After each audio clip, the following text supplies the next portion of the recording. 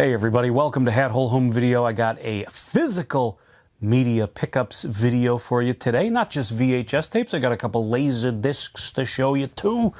But let's start off with, most of this is from found in the wild. But a couple things I did pick up off eBay, and I'll start with those, get those out of the way.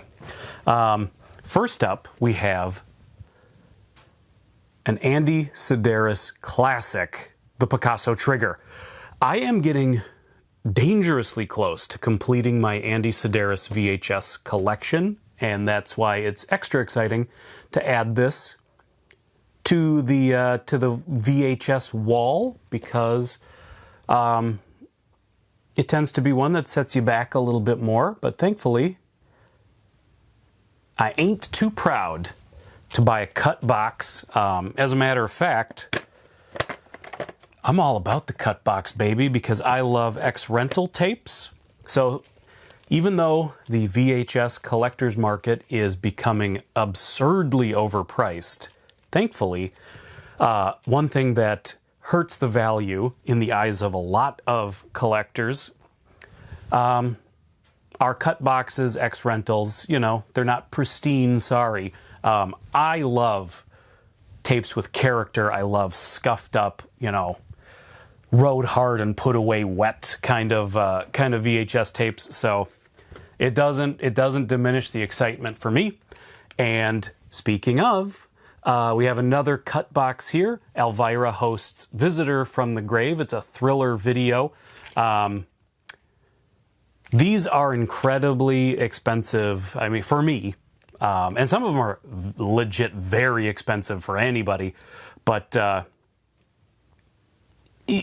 just across the board, it's like they kind of start at a minimum of maybe $50 on eBay. And because this was a cut box and a little rougher than some, I got it for a lot cheaper and had to jump on it. So I'm very excited to add that to the collection. Once the Andy Sedaris library has been completed, that might be my next collection to start focusing more in on, are the Elvira thriller videos. They're just great. Now here we have a trio of videos found in the wild. These are very exciting finds for me. First up, The Dream Team, a comedy that I have a ton of nostalgia for. I think it's incredibly funny, incredibly charming, great cast, incredibly quotable lines. And this is a promotional screener copy, which again, if we're talking about the world of the video store, we're talking about, tapes that had a journey, that, they went on a journey before they came here to live here with me. This would have been sent to some sort of video rental proprietor in the hopes that they would stock the Dream Team on their shelf. And what I love about this kind of thing, screener copies, often these tapes will have supplemental material that you would only find on a screener copy. It might have marketing information. My favorite, I have a screener copy of Night of the Demons 2 that has a ton of great marketing promotion, directly to the video store proprietor that you and I as a customer would have never seen. It would have only been seen by the eyes of people who rented tapes. That kind of stuff is really cool, and you never know what's on one of these tapes until you watch it. There's, God, what did I have? What movie was that? I can't think of it, but I have, maybe it was Skyscraper. The Anna Nicole Smith one, not the Dwayne "The Rock" Johnson one. I have, on one of my screener copies, I have this bizarre video of the two guys that I assume ran the distribution company. And it's almost like a Tim and Eric sketch. It's so odd, and they're so weird. And at the end of the video, they're sitting in chairs, and they lean back like this, and they fade away. Like they did a special effect at the end for no reason. It's just two business guys, but they fade away like they're cosmic aliens or something. Very weird. So that's very exciting. A favorite comedy of mine. with potential, like who knows what's on this tape. That's an exciting treasure to find. I also found, this is a really good found in the wild horrible horror starring Zachary. And if you don't know, Zachary, and I forget, so I'll show my ignorance here right now, because that's fine. Because you know what? I'm a human being. I'm not Hercules. Zachary was either the first or one of the first late night horror hosts on television. I honestly can't remember. There's a great documentary called American Scary. I watched it like 15 years ago, way back in the day. I want to say that was on, like, right when streaming Netflix became a thing.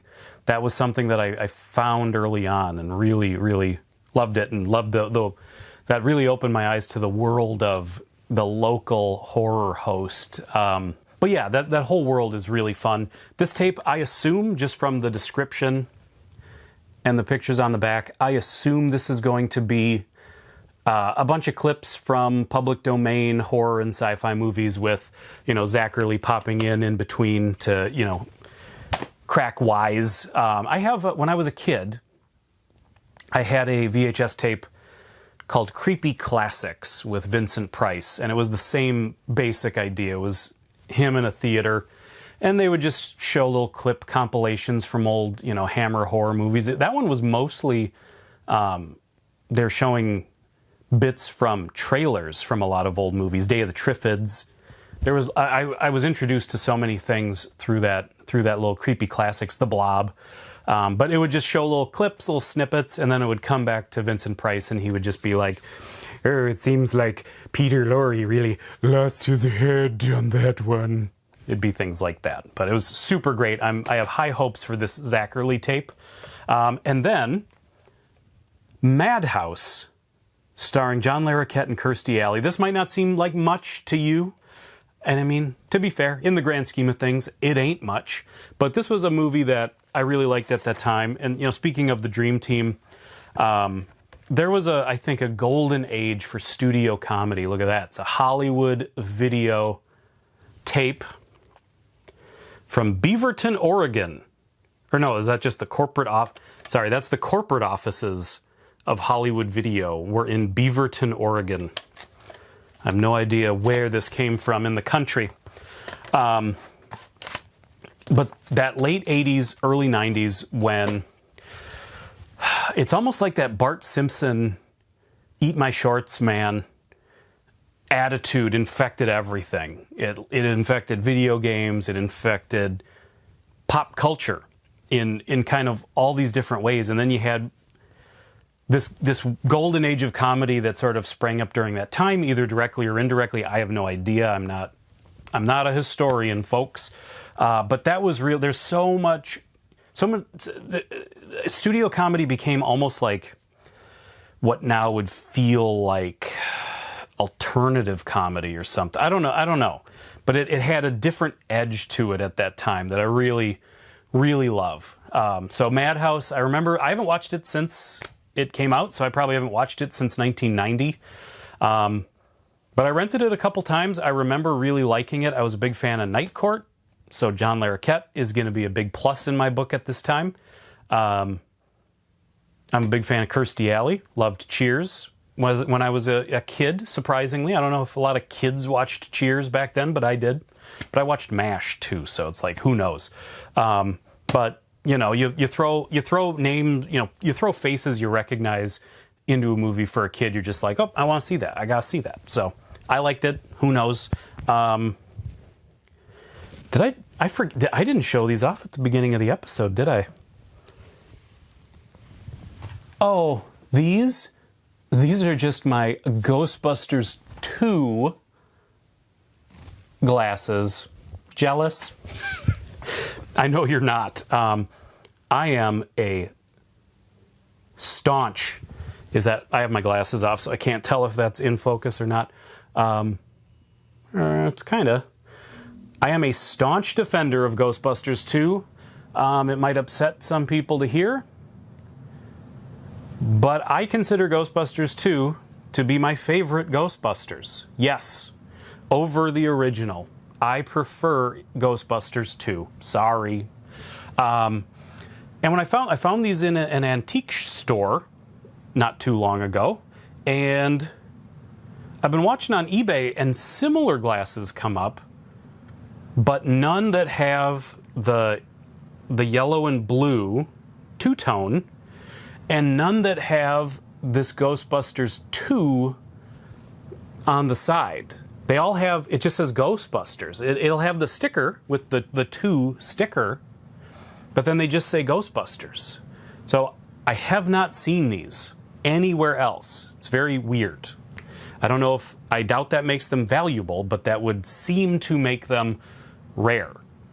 But I don't know where they're from. I don't know anything about it. So I'm not educated on it.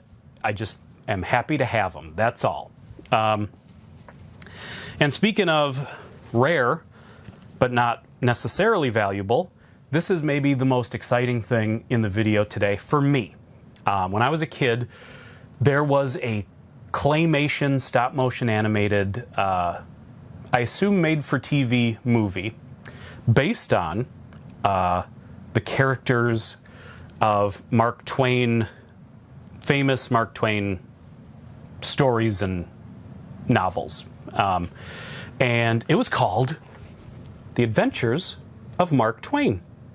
And for anybody that doesn't know, Claymation, the word Claymation is a trademarked copyright, or I don't know what you'd call it, but how we say Kleenex, but Kleenex is actually a brand of facial tissue, and other brands, they don't say Kleenex, they'll say facial tissue, because Kleenex is a brand name. That's the case with Claymation. There's a lot of stop-motion animation that gets called Claymation, but Claymation is from a very specific studio, and that is Will Vinton's studio. And I think maybe Claymation was the name of the studio? I don't remember, to be honest with you. And I know you come to me for the facts, and sometimes I can't deliver. It says from Clubhouse Fixtures. Clubhouse Pictures, a subsidiary of the Atlantic Entertainment Group. Well, Will Vinton is the guy that created it. Did all the animation for the California Raisins back in the day. Did a bunch of really great holiday specials. There was a Claymation Halloween special, a Claymation Easter special. I have most of them on VHS. There was a Meet the California Raisins, which was like a fake documentary about the formation of the California Raisins as a group that is incredibly wonderful. Great music, super funny, very creative. And that's the case with this too. Not necessarily the music, but very, very creative, inventive. And part of that era when kids' entertainment could be dark and disturbing. There's some fascinatingly messed up stuff in this movie that is so creepy and so weird and so dark and deals with so many emotion, not even just like dark emotion, but it's just like there's so much going on, like love and loss and death and like all this stuff going on in the special. I taped this off a TV back in the day, and as far as I knew, nobody else knew what this was. I didn't know that there were copies. I didn't know they sold it ever. I thought it was just on TV. I thought, my taped off TV copy was all that existed. Come to find out many years later, I did find the VHS of it. And now I just happened to find this out in the wild at a Half Price Books, and it is still factory sealed, which is shocking. But I went looking to find out any kind of thought of value, or is this common? As far as I can tell, I cannot find any Laserdiscs for sale. And this is an original 1986 pressing from when it came out. Once again, I don't know if that means valuable, but I think it means quite rare. So that's really exciting to add that to the collection. And it being something that was so important in sort of shaping my imagination as a kid, which I know I say often, but it really did.